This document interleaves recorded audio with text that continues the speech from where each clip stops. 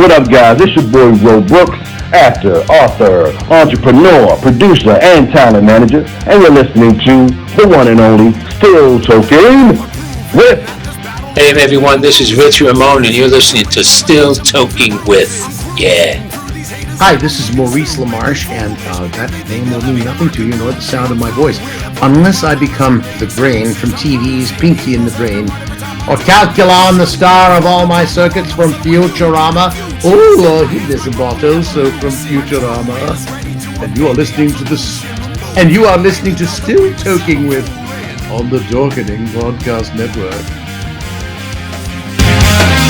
So come on, hey.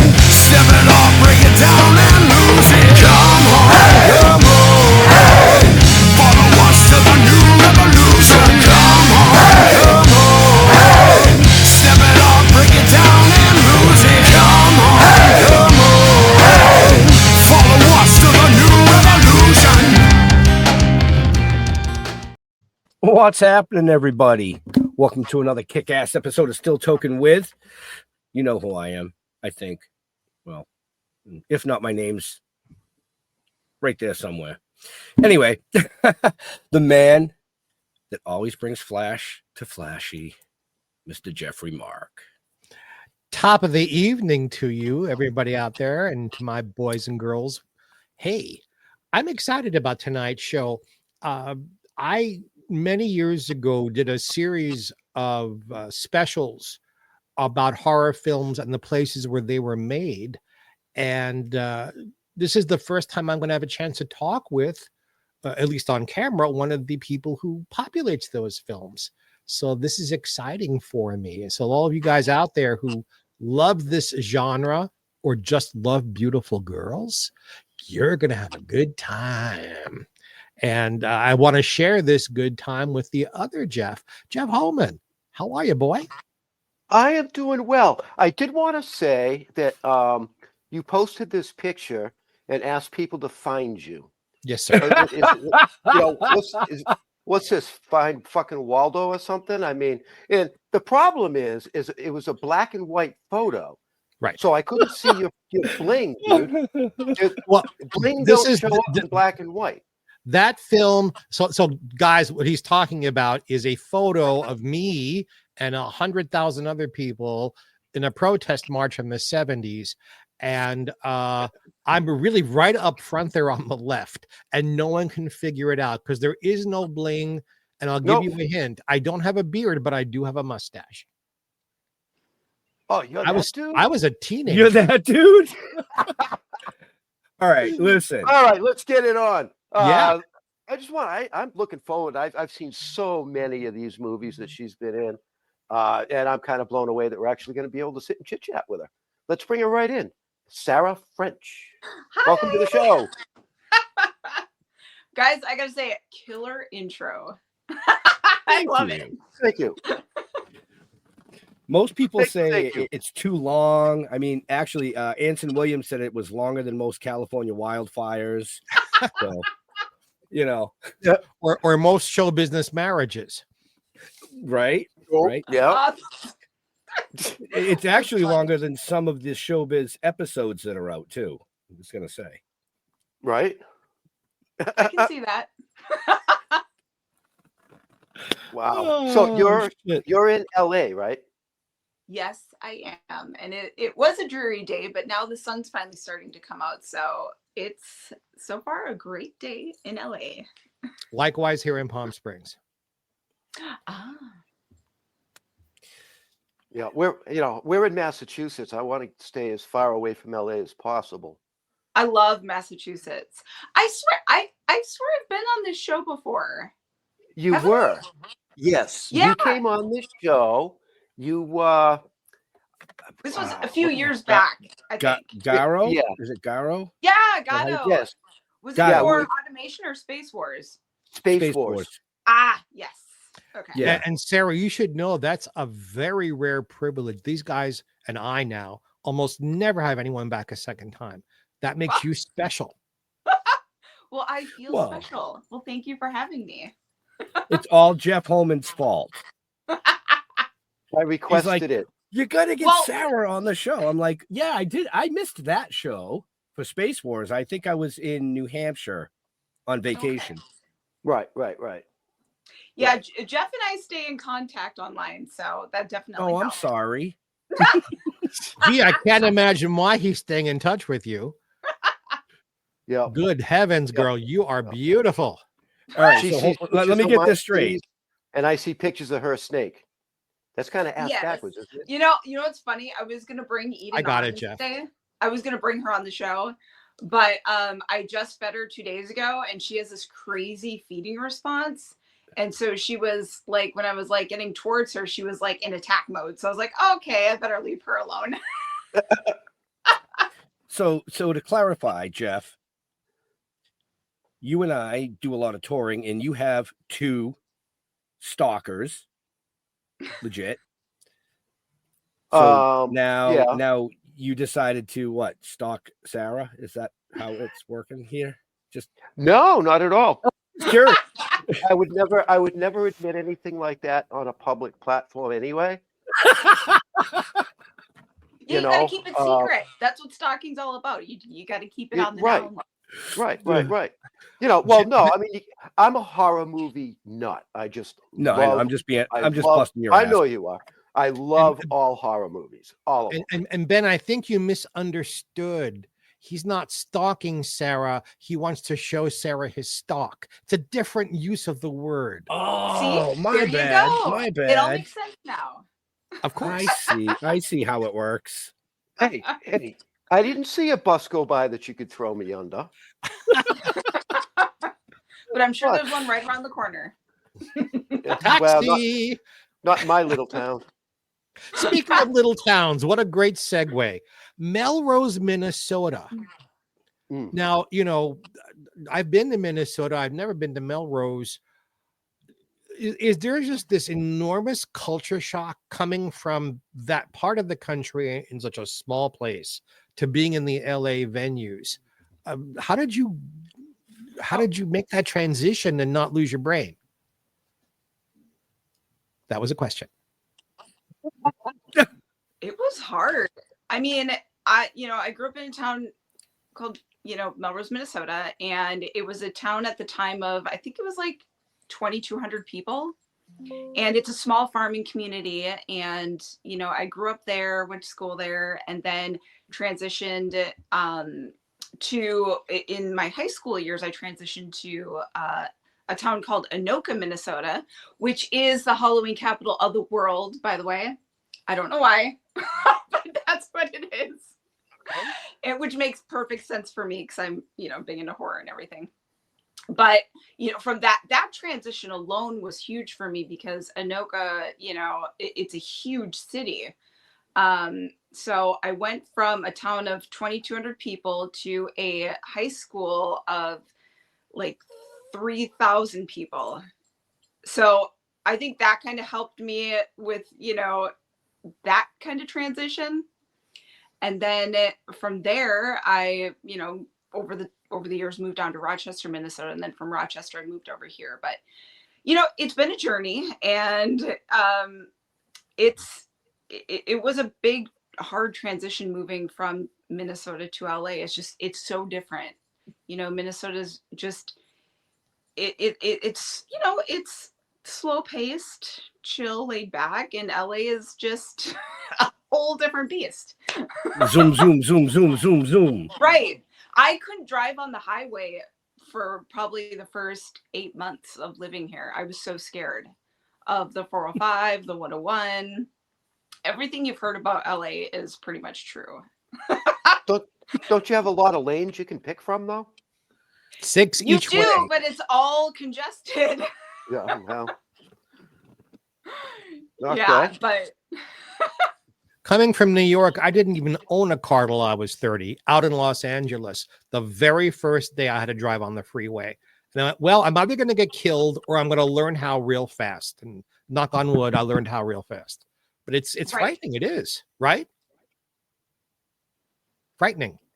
right. When you're driving in Minnesota, the things you have to worry about are deer and other animals running in the road, ice. things like that. It's not, the crazy traffic that we have here. It's very, very different. But I also forgot to mention, I did part of my childhood, I grew up on a farm too, a dairy farm. Oh. So that's part of it. Nope. I'm not going to say it. I'm not going to say it. I'm not. Well, that's the other side of you. Good one. But Yeah, I said it. Makes me wish I had one of those soundboards right beside me to go wah wah wah. Right. I'm really grateful that I was able to, part of my childhood grow up on a farm, because that's really where I learned my work ethic. Living out here in LA and being an actor, you have to have really great work ethic or you're not going to make it. Well, especially the kind of films you do. People don't realize horror films are so physical. Takes so many hours of makeup and cost. It's maybe one of the hardest genres if you're an actor to be in, because it's constant. It's like being in Los Angeles on a freeway making those kinds of films. Yeah, it's very physically demanding and also mentally demanding. And you have to be both physically strong and mentally strong to be able to do this kind of work, for sure. You do all your own stunts too, right? Yes. I love doing stunts. I say light stunts because if I say stunts, then people are going to want to throw me out of a car or something. I don't want to do that. But I do like doing my own, as many stunts as I can. And because I'm strong, I can handle myself. And I know, the basics of like falling and things like that. I work out a lot. I'm very physical. So I can handle a lot of that. So I do like to do my own, just regular stunts, but I also like to do fight stunts as well. Like in Space Wars, I do all my own fight choreography and stunts in that as well. Did you have dance training or some sort of karate or anything like that to prepare you for this? No, but I've just always been, health is like, key for me. It's always been a part of, since I got out of high school, I got big into physical fitness and things like that. And it's always been an important part of my life, and which has followed me into this career. Like, we said, you have to be healthy and strong and fit. I mean, you see people that don't have that kind of mentality, and that's fine. But for me, like, that's an important part of, who I am and what I do, and, just my everyday lifestyle. But no, I never did any of that. I wasn't really big into sports. I mean, I was a goth kid. I was quiet. I was shy. I had black hair. You were goth on a farm? No, that was not. How's that work? My high school years. Oh, okay. I was gonna say, how's that work? Yeah, right. So yeah, it's been interesting, that's for sure. But yeah, so. Is it true that there was a little bit of transition time there where you were going to college for criminal justice work? Yes, back in the day when I was going to high school, they really pressured you. If you don't know what you want to do as a career right when you get out of high school, you're a loser. They pressured you so much. They're like, you have to know what you want to do, and I get it. Like they want to just try to help you, get to that, find what you really want to do in life. But sometimes it doesn't work out that way. Sometimes you need, when you get out of high school, you just need to kind of take a break and just try to learn who you are and figure out, what you really want in life. Nothing is like for sure. So I was like, God, what do I want to do? Well, first I actually wanted to go into mortuary science, because I was looking into maybe being a mortician, because, I like all that horror and all that stuff. So I was like, well, maybe I'll do that. And then I spent the day with a mortician, and I was just like, I don't think I can do this. And it was funny, after I spent the day with him and we, he showed me a body and everything, I was just like, we went to Perkins afterwards and had lunch. So yeah, right. Yeah, I was like, okay, I don't think this is for me. And then out of high school, I transitioned into criminal justice because I love learning about the criminal mind, serial killers, what makes them tick, things like that.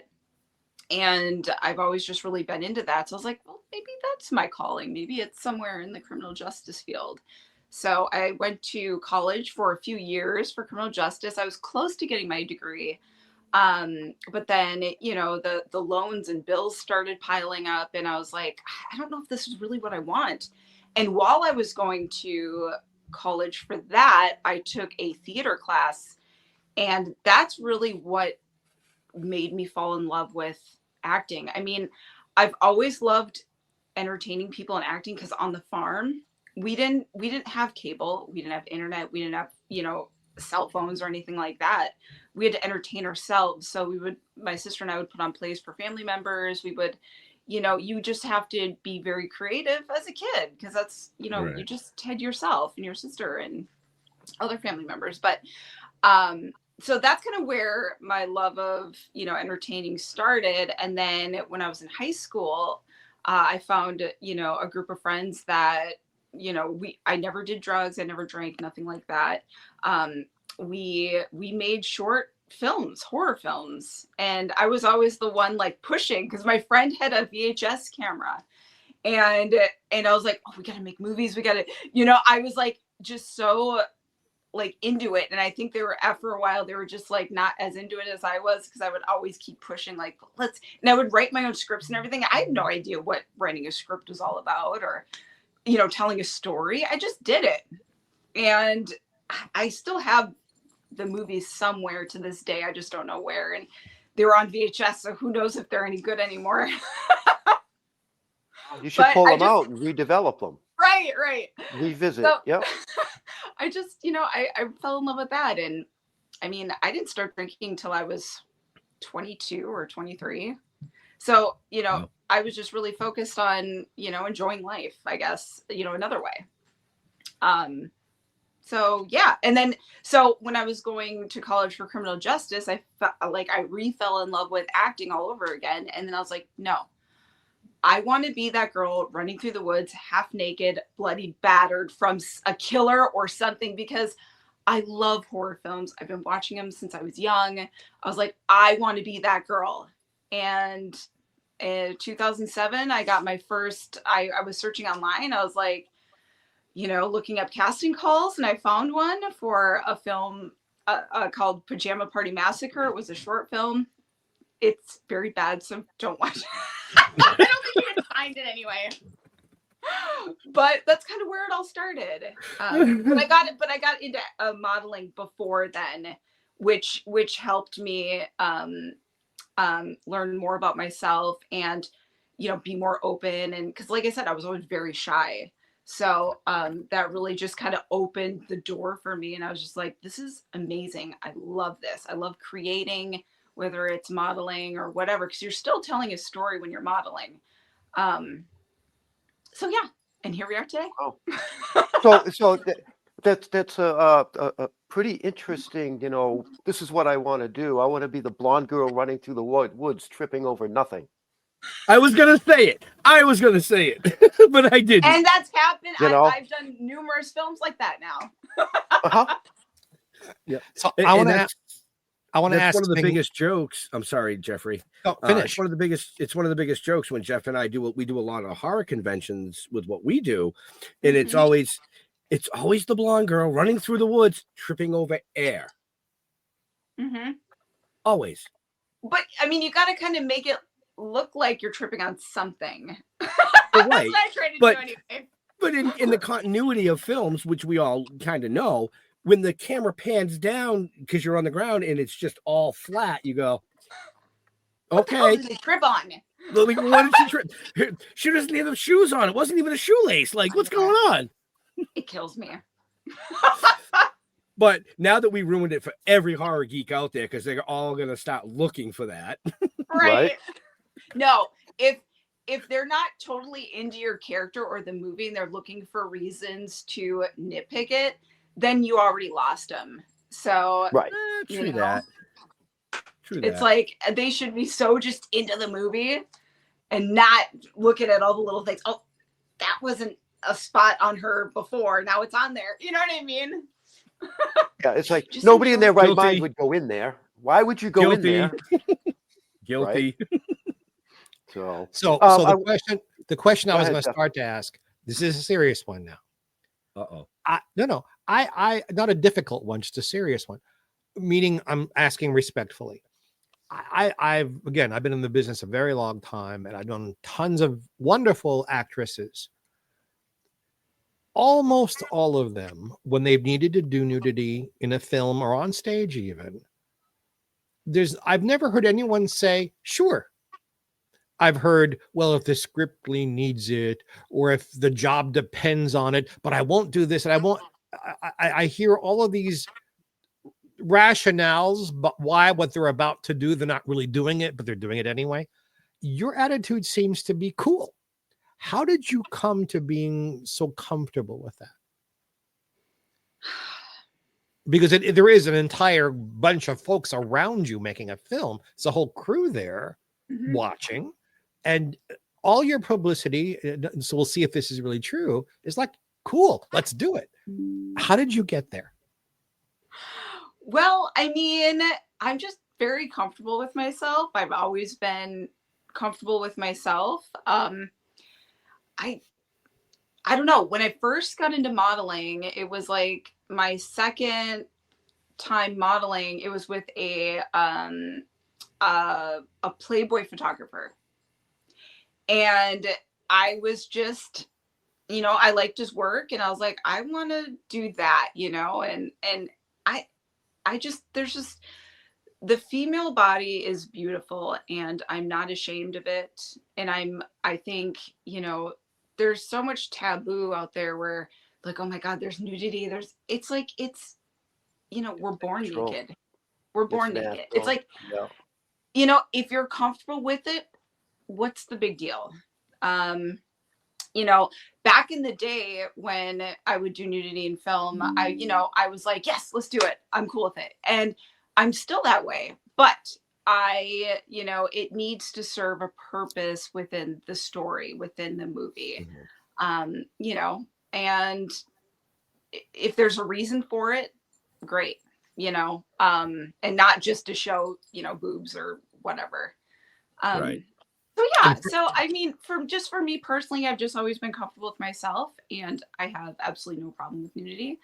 And if you're very comfortable with it and all that, what's the big deal? Just make sure you get paid for it. Don't do it for free. And full transparency, I did an off-Broadway musical called The Greenwich Village Follies that was partially nude. I think if I had been like a sex symbol type of part, I don't know if I would have been, but I was a comedian. So, Jeffrey Mark tap dancing naked while he's singing a funny song, well, everything's jumping up and down while I'm, that I was comfortable with.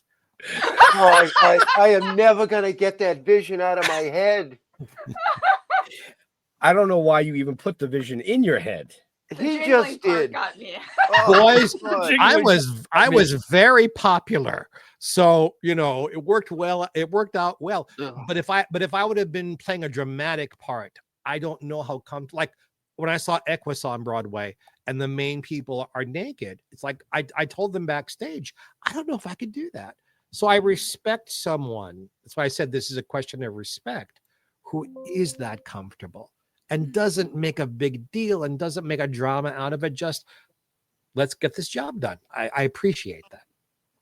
Awesome. Yeah. I mean, it's you do what you're comfortable with. And if you're not comfortable with it, don't do it. I mean, it's that simple. Well, and if you feel forced to do it, it's not going to look natural either. No, God, no. And you can tell, like, and for those like actors that, are watching this show or people that want to get into it, it's, you have to just be comfortable with it. And if you're not, don't agree to do it, and don't agree to do it and then get to set and not do it.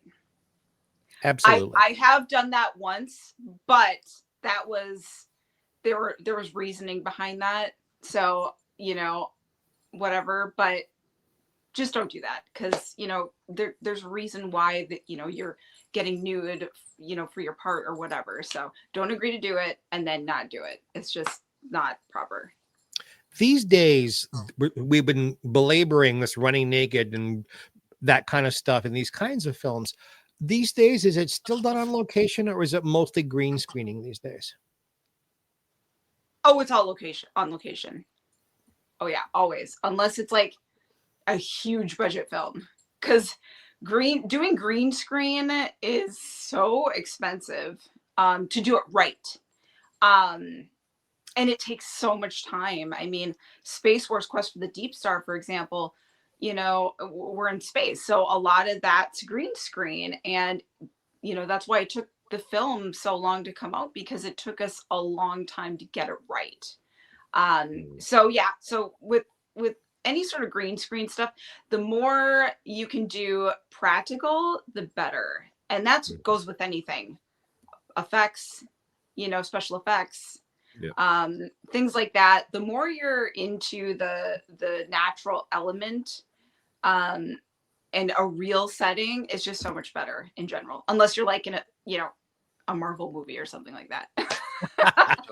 Oh, and they ask, can afford a really great green screen. I'm going to kind of change the subject a little bit here. Are your earrings clip-ons? Yes, they are. I want them. Well, Yeah, because I have no piercings and no tattoos. You don't like needles. no. I actually just I went, because I did my yearly exam and I got a blood test like a few weeks ago, and yeah, I was close to passing out. Isn't that funny? I do horror films. I get blood splashed on me, but I can't handle a needle. I just can't. Okay. Yeah. I'm Right. trying to get better with it. It's all, I just psych myself out. That's all it is. Wow. I was trying to figure out how you got that question. I was like, does he have like ultra fucking zoom on his phone over there? What's he doing? No, it's on part of my the publicity. Yeah. It is. Yep. It is. Yeah. No, I read it. So For our friends and fans who love you, because I'm sure there are so many out there who do. Oh, I think there you go. Like, okay, so there's a day where you're running and you're bloody and you've got dirt. Could you walk us through like a Sarah French day on the set, starting like when do you get there and how do you get like that and how hard do you actually have to work on a day? Oh my gosh. Well, let's talk Pretty Boy. Sure. I was just gonna, it was a good segue. Since Pretty Boy just came out from Lionsgate, and congratulations. Thank you. And that movie is very bloody, especially at the end of the film. And I don't want to give anything away, but that day in particular, you know, it was a highly like emotional. That scene in particular is highly emotional, and my character, she's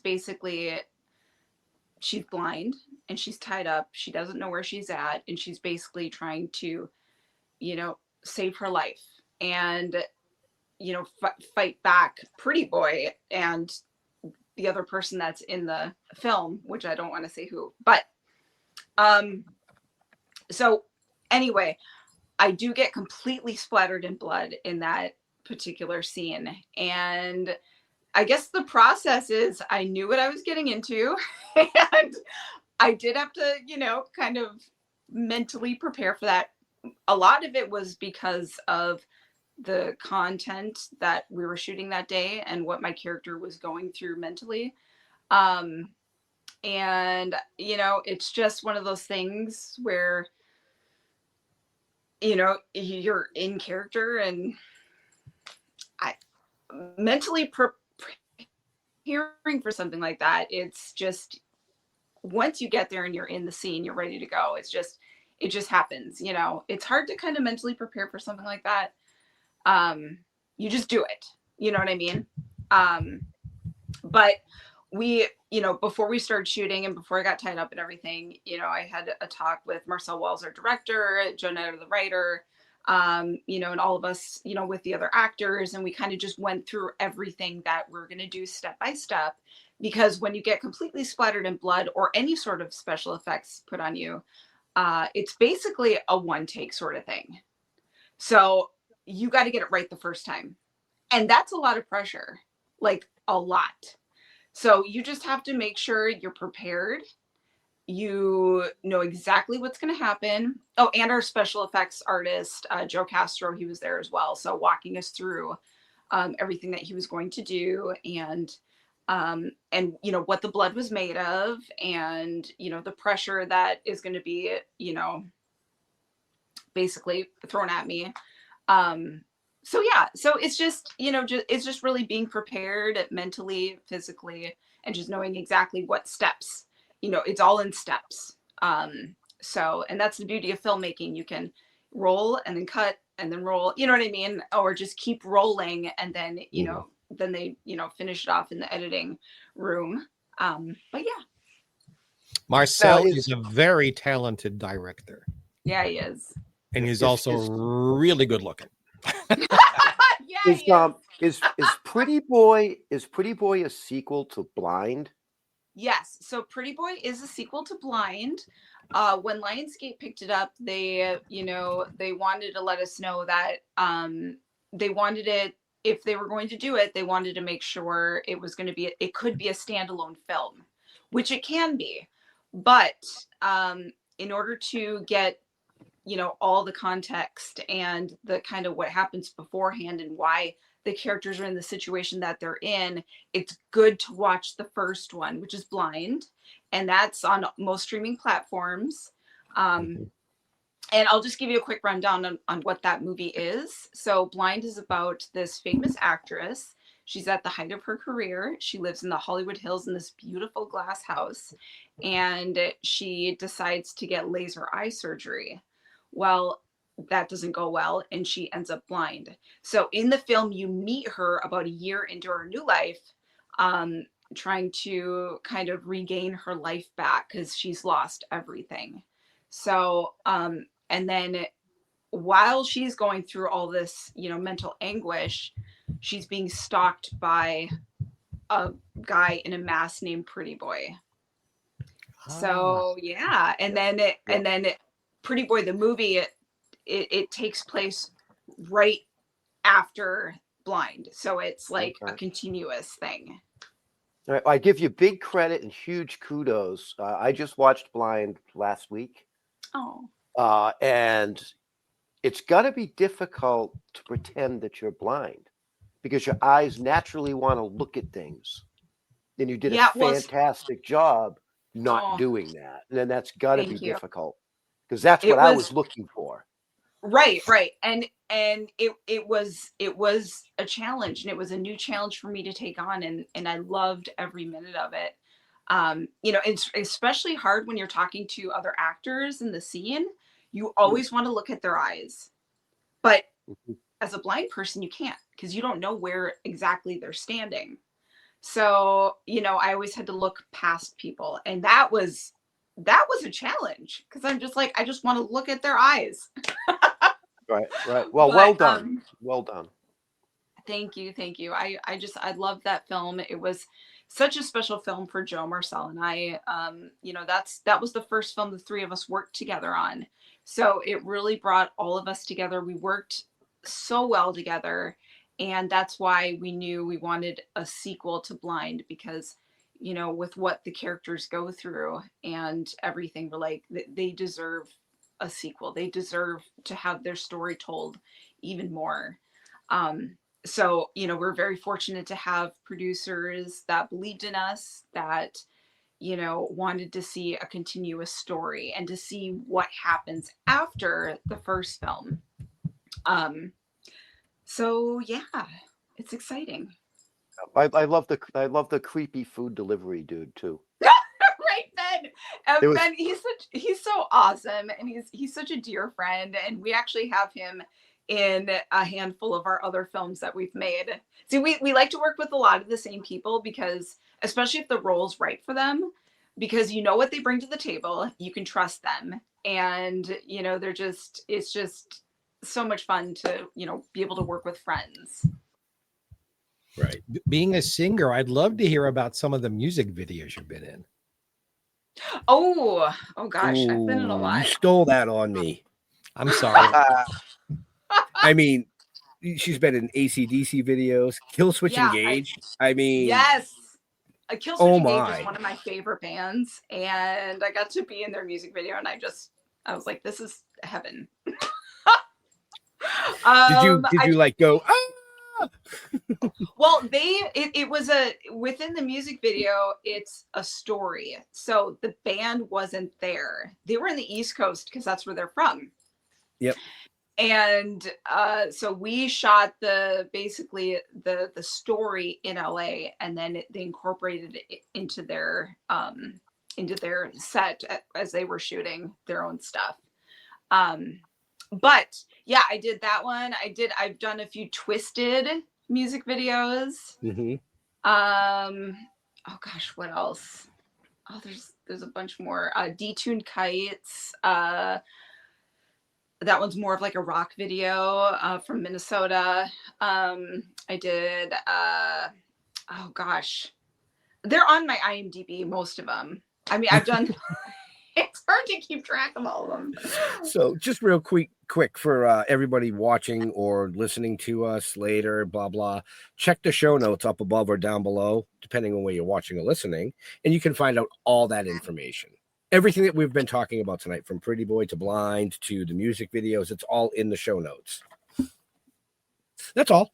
I just had to interrupt everybody for a minute. Wow. That's your like job, a public baby. service announcement. Public Well, service people need to announcement. know. Yeah. All right, so I'm going to throw a name at you. Child's Play. Oh yeah. Tell me about how that influenced you. Well, when I was 5 years old, my grandma was babysitting my sister and I, and my mom was, she still is. She's pretty religious, and we lived across the street from the church that we attended. So we would, go to church every Sunday. And she was actually one of the teachers at the church as well. So anyway, my grandma was babysitting us. She brought us to the video store, and my sister and I were able to, pick out a movie that we wanted to rent. And I saw, I think it was a new release, the Child's Play cover. And I think that was the one with the apartment building and then Chucky looking down. Or was that the second one?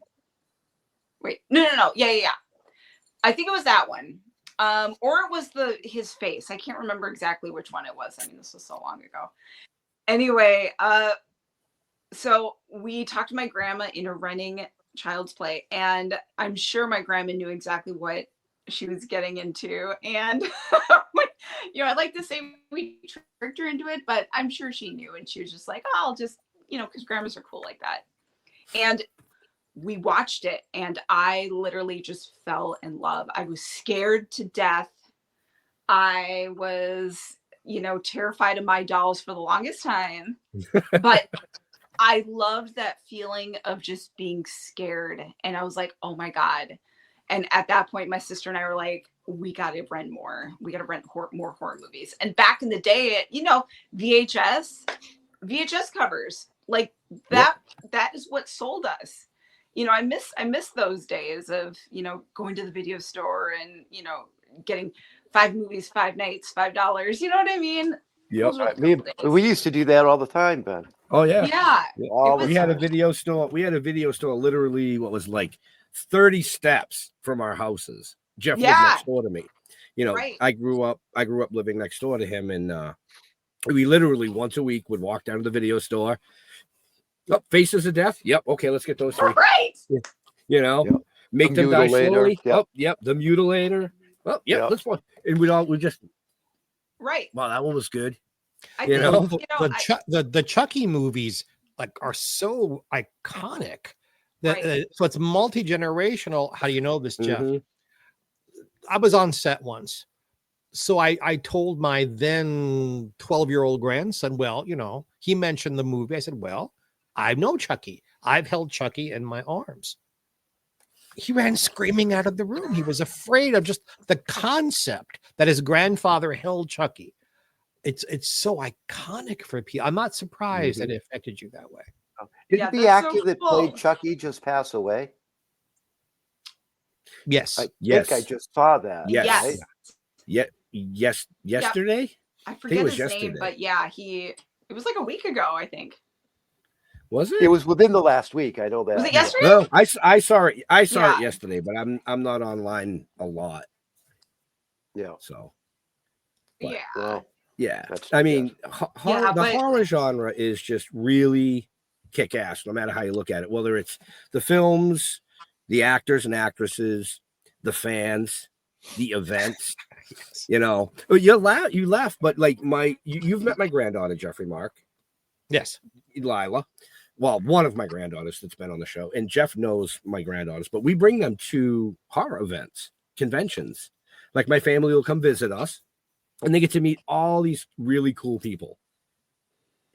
The last one we were at, my 2.5-year-old granddaughter Lila saw a Chucky doll that was 3 times the size of her that somebody else had, and she literally went over and tried to take it from them.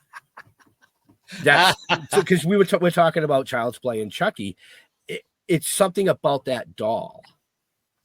My other daughter is a huge Chucky nut, so she has some of the dolls. But it was hilarious to see this little 1.5 tall kid trying to grab this 3 foot tall Chucky doll.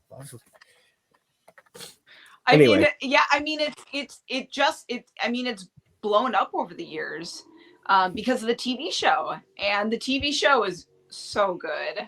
I actually auditioned to be on one of the seasons. It was actually one of the movies, the newer films, but I didn't get it, obviously. But just to have that option of being able to audition, but I was hoping to get on the TV show, but unfortunately it's no more. But now, do you have a favorite horror actor or actress? Ooh, that's a good. There's a lot of them. I really, as of recent, I'm really a big fan of Mia Goth. Like, she's really, blown up over the last, handful of years, and the newer wise anyway. But older wise, I would say, not older wise, but like back in the day wise, I would say, I love obviously Jamie Lee Curtis. She's like the quintessential scream queen. She's been in so many great horror films. She's a badass. And, she's supported the genre for as long as she's been doing it. And I love that. I love that she's so supportive of the genre. She's not ashamed, of being in the horror genre or anything like that. And she embraces it. And I love that. So did Betsy Palmer, who played Chucky's the mother on all those films, who was a beautiful young actress who did serious Joan Crawford films, and then got known on television for being this, cutesy girl next door, I've got a secret panelist. And then she transitions as she matures into, and she loved doing it. She had a ball doing those films. I love that. I have nothing but respect for, anybody that, number one, that does the genre, because it's, not everybody likes it, but it's so, like, the fan base is just so wonderful. Mm-hmm. Everyone's just so supportive of it, with the conventions and everything like that. And the fans are just so wonderful. And I wouldn't be doing this today without the fans and the support and the love. And I'm just so grateful and appreciative whenever anyone, watches my films. Ruh-roh. It's that LA smog moving in. Right. You froze up for like 3 seconds. Okay, Yeah. that's all. So Yeah. yeah, well, yeah, no, because it was actually a good shot. It wasn't like you weren't like No, you look laughing or beautiful. something. You look beautiful. Yeah. Frenchie, So was there a classic, since that's more my stuff, a classic actor or actress who either inspired you or who you took from as part of your, like, this is someone I admire? Oh, are we good? Yeah. Yep. Did you Yep. did you hear the I question? did not. The question was, is there a classic movie star who inspired you or you adored that's part of what you do today? Oh gosh. Yeah, I mean the one that comes to the top of my head, I would say, is actually Cassandra Peterson. I love her. You know, she the Elvira, persona is was so wonderful. She's been doing this a long time. She was a showgirl, and she got into acting and just, I don't know. I would definitely say Cassandra Peterson is one that's inspired me and has always been, so wonderful to the fans and the genre, and just, she is one sexy mama. She put the sexy into horror. Are you kidding me? Right. I agree. Exactly. I love that. I Yeah. agree. Nice. I think that, people either like and love horror or they don't. There's no middle ground when it comes to, horror films, not in my opinion. And I think that is a direct result of what they watched for their first horror movie. Because if you didn't like your first horror movie, it turned you right off. That's just what I think. My first horror flick was The Hills Have Eyes, the original one. mm, That was a midnight screening back in 1976, I think it was. And I've loved it ever since. You know You what said I mean? 1976? Yeah. Ooh, that's a great segue into a film I have that's going to be coming out this summer called Brute 1976. Yeah. Yep. And that film, it's very Hills Have Eyes, Texas Chainsaw Massacre, the grimy, the gritty, the dirty, creepy horror films that we grew up loving. And that one's also produced by my production company, which I haven't mentioned yet. Well, why not? We're just on a great chat of all sorts of stuff today.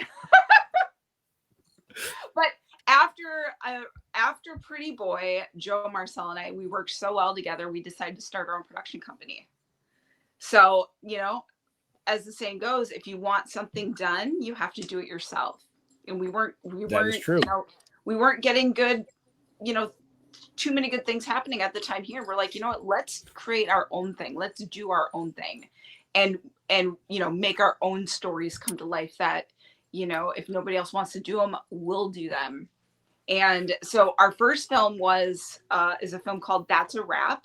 And that one's a very kind of 90s Scream style, beautiful pinks, pink, red colors type of film.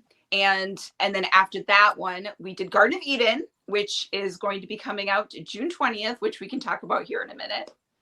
And then Brute 76. Wow. Now, That's a Wrap. That's a Wrap is already out, right? Because I think I saw that on Tubi, I believe. Yes. Yes, it's on That's Tubi. a Wrap is out, and it's on most streaming platforms. And we're very, happy about that one. We're trying to get a physical media release for that one because that one only came out digitally. So we're big into physical media and stuff like that. Like, we love it, and there is people out there do love it too. They still love collecting things like that. So we want to try to do that as well. But So what's the name of the production company? So at first it was Disney War, but then that one didn't work out with the legalities of things. So right now it's KWF Productions. KWF. So yeah, yeah, nice. We started that in 2022, and we've made 4 films since. Okay. Very That's cool. a lot So of we're films. right. We're all major go-getters. If a part came along And you that know, we're wasn't, all, Joe, Marcel, and I are all.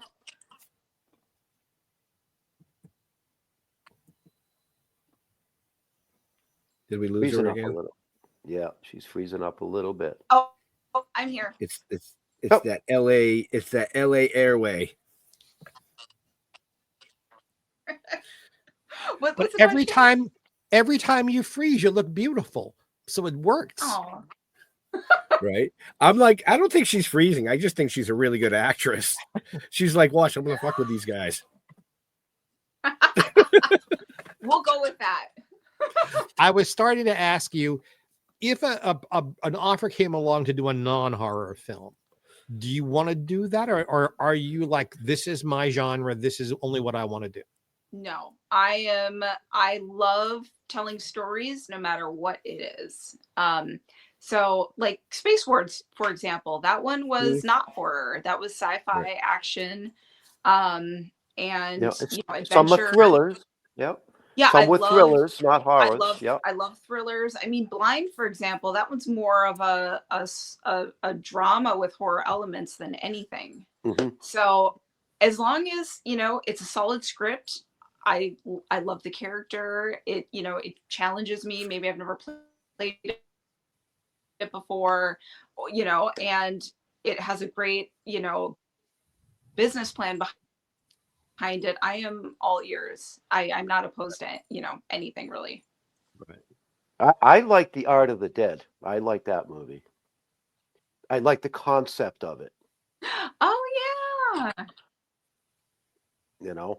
Yeah, that one was a lot of fun. I had more of a smaller role in that one, but that one was really well made. I did that one in Vegas with the Mahal brothers, and yeah, it was really good. Tara Reid was in that one. Richard Grieco was in that one. So it was really great, you know, to work with those guys.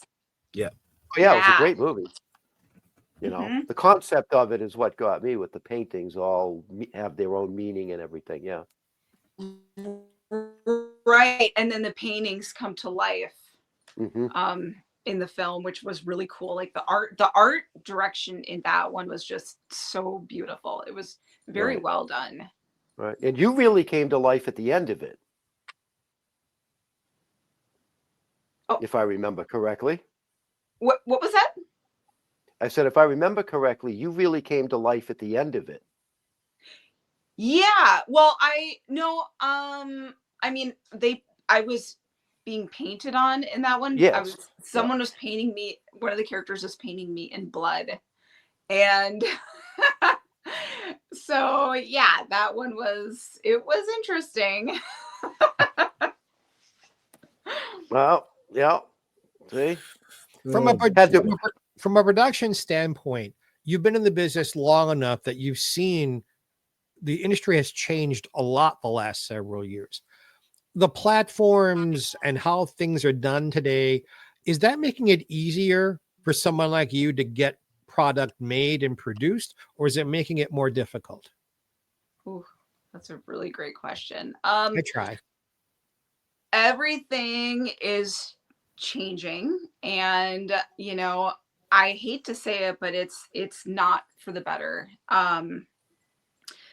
I think you know, a lot of the problems are, you know, people just don't get paid much anymore. That's one of the biggest problems with streaming. You know, a lot of distributors don't want to pay. Like, there used to be something called an MG, which is you get money up front. They don't want to pay that anymore, and because they're not making a lot of money with streaming. So as independent filmmakers, it's more difficult actually to try to make your money back. So, when you make a film, you have to go in it knowing that it could take many, many, many years to, make a substantial amount of money back. Unless, for example, you're Terrifier and it blows up. But they still struggled, number one, to get their budget. And, and then you're dealing with all the stuff in the back end and all the deals that are being made. And a lot of times you don't see a lot of that money. So it's a challenge all around as a filmmaker, to, number one, get the money and then make the film and then, finish it. And this business is definitely not for the weak. No. You have to be mentally prepared, as an actor, but also, as a producer working on the back end, in the behind the scenes, and just knowing, all the things all the difficulties that, that it is. But in the end, as hard as it is, you made your movie. And it's something very special that, that will live with you forever. And it's just a really special thing that, to be able to make a movie from ground up and see the whole process and be a part of the whole process. And, I'm so glad, I was able to do that for a handful of years with my partners. So yeah, you learn a lot. You learn a lot about the business. Oh, yeah. And you learn a lot about a lot of good things, but then, there's also bad things, but, you just got to look at it in, a positive light overall, because in the end you get to make your movie. So. Right. And I think that there's so many independent filmmakers out there today that a lot of very, very good films are just getting lost in the shuffle. Right. There's just too many of them. I mean, Yeah, I go through the streaming services and it's like, there's so many movies, like you can't possibly watch them all. Right. And I think there's good and bad to that. I would say, anybody can make something and put it on streaming, like, but make no money off of it. Like, anybody can do that. But it's almost like there should be, they should have certain, Criteria? I don't want to, right. I mean, I don't want to sound like a dick or anything, but it's like, or else it just gets over. There's just too much out there, and a lot of it's not good. But more power to everybody that wants to create. I mean, really, it's just, the way to get past that is to have a really good, is to get a really good distributor and to get good promotion going on. And I was going to say that's the biggest thing is promotion. Good marketing. But the thing is, like, distributors don't want to give you money to do that, and so you have to personally do a lot of that, and it's just, it's an uphill battle. I will be honest, but you have to do it, or else no one's going to hear about your movie, and they're just going to skip. Right, just what Jeff said. Right. There's just too much out there. You don't know unless you put money into it and you promote it. Like, that's the biggest thing. You got to spend money to make money. That's just the way it is. We know that.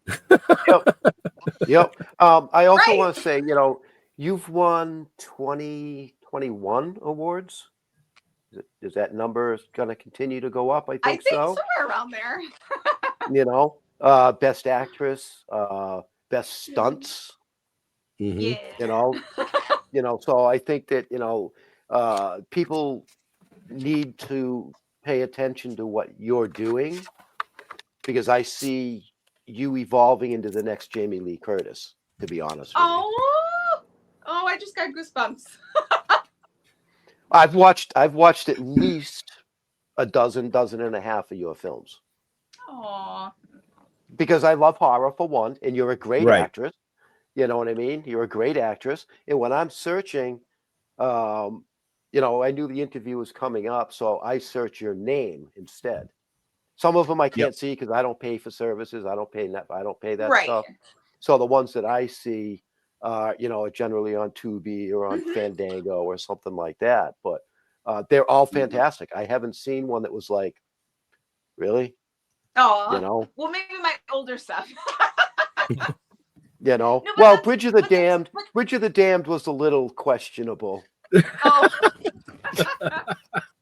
No, but that's the thing. Like, as an actor, you want to keep evolving and keep getting better, but not just that. You need to, you know, keep like focus on doing better and better projects. That's one of the biggest things for me is, you know, back in the day when things were filming, you know, I would get offers all the time for stuff, but I would turn them down because it wasn't something that, you know, I thought would help me progress in my career. Like some of the stuff, you know, I felt like would hold me back. So, you know, I'm very picky and choosy with the roles I take and with the people I work with, because, you know, you have to be. Back in the day, I would do anything and everything I could just to get credits, you know, just to build my resume and learn and grow. But now I'm, you know, I'm picky with what I take. And as an actor, as an artist, you should be. It's okay to say no. And it's okay to, you know, focus on what's going to better your career. And, you know, a lot of times people are okay with it. And other times they're not okay with that. They're like, oh, she's so stuck up. She thinks she's better than everyone. No, I'm doing this for me. You know what I mean? I'm on a certain path and I need to focus on what's going to help me grow. And that's just the way it is. And that's okay. And look at that, folks. She still agreed to come on the show. Right? Of course, you guys are awesome. Yeah, I had to PayPal her $50, but Well, that's the cheapest one so far then. I was going to say you paid me 75, so there. Woo! yeah, that you didn't go away after.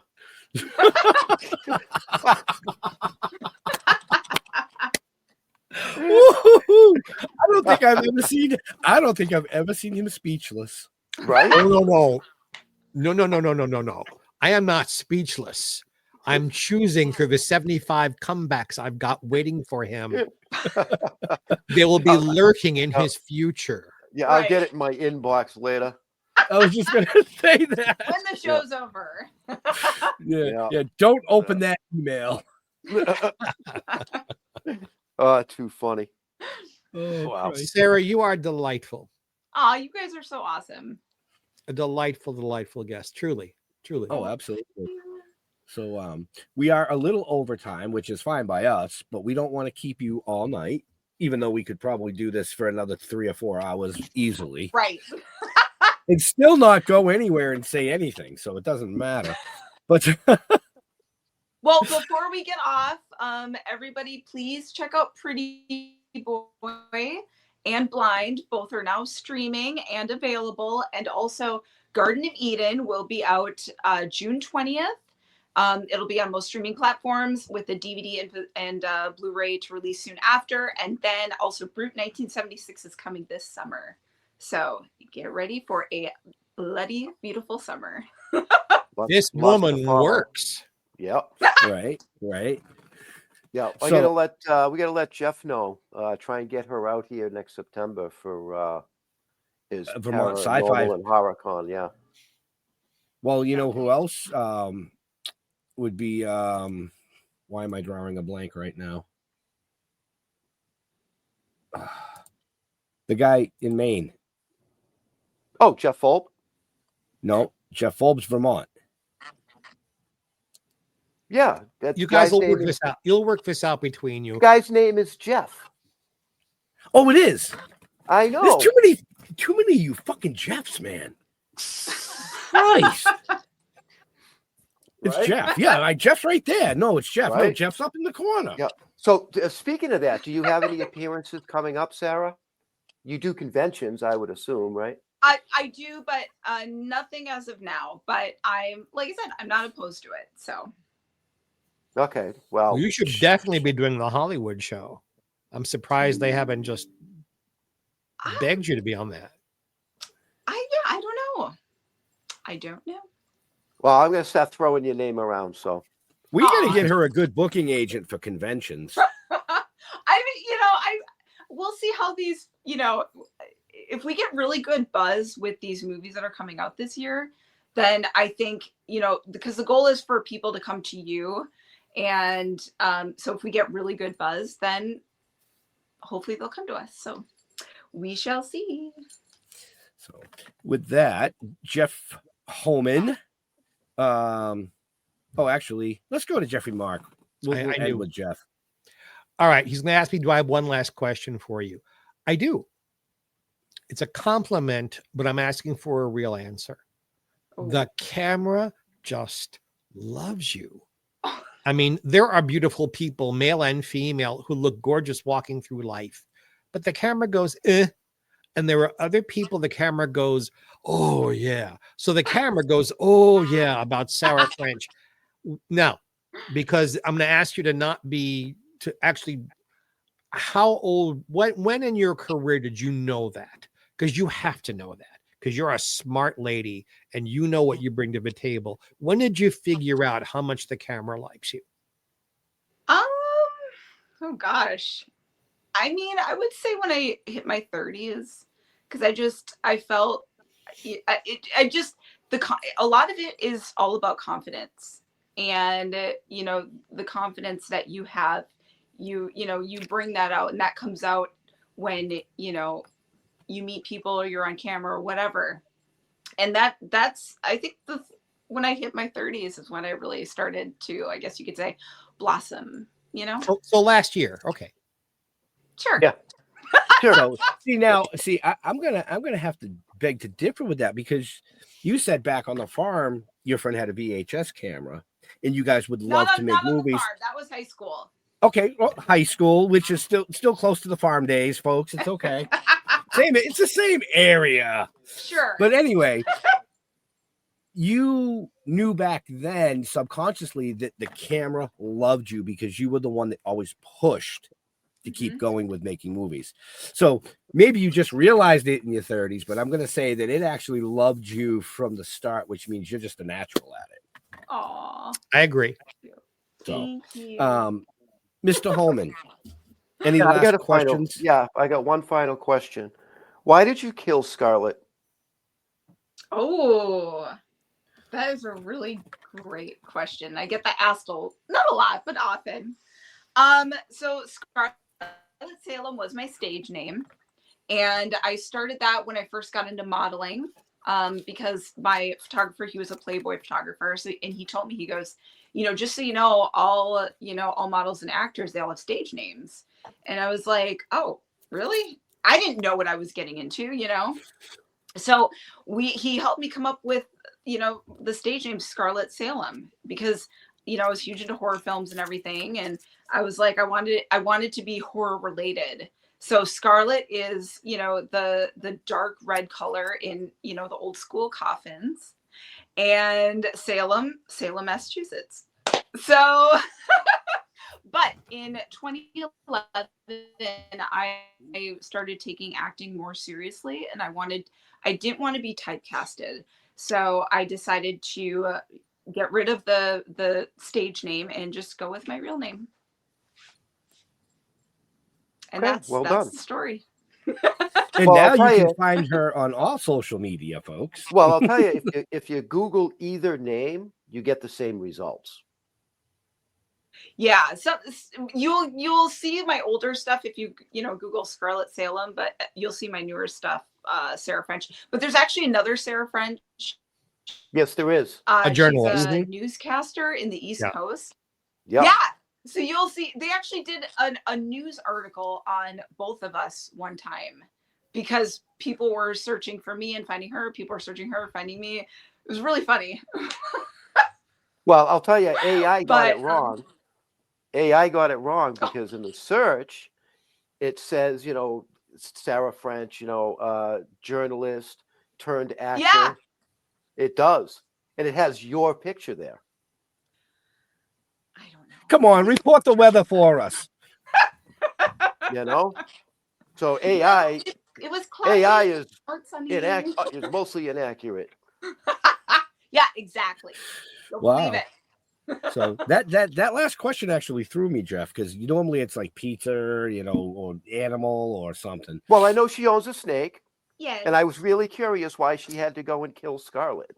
Okay. You know. Okay. No, I'll give you that. I'll give you that. You know, what's the name of your snake? What's your snake's name? Her name is Eden.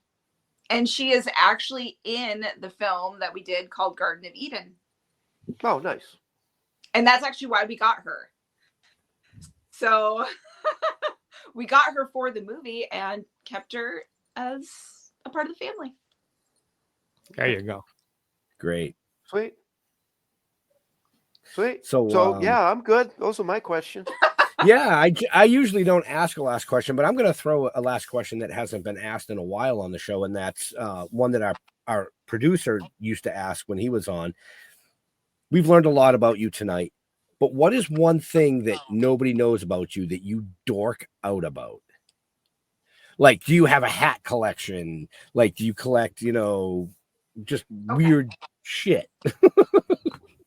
Well, I don't collect weird stuff, unfortunately, but back in the day, I used to be a huge Xena and Hercules fan.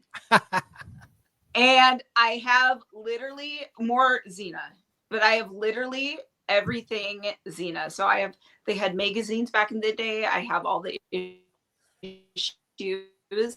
I have the trading cards. I have t-shirts. I have posters. I have, yeah, big Xena fan. So there you have it. There you go. So there you go, folks. She is a huge Xena fan. I have a Hercules sword somewhere too. So I thought we weren't getting into relationships tonight. There you go. Wah. Hey, listen, you threw a bad one out early. I figured I could end a show with a bad well, one, you know. Good one, guys. So we are going to let Sarah go here in a minute. So before we do, Sarah, where do you like? Oh, that's not Sarah. That's me. There we go. Right button. Where do you like interacting with your fans on social medias? Yes, you can find me on Facebook under Sarah French, and you can also find me on Instagram at Sarah French Online, and I'm also on X, but that one is Scarlet_Salem, and yeah, I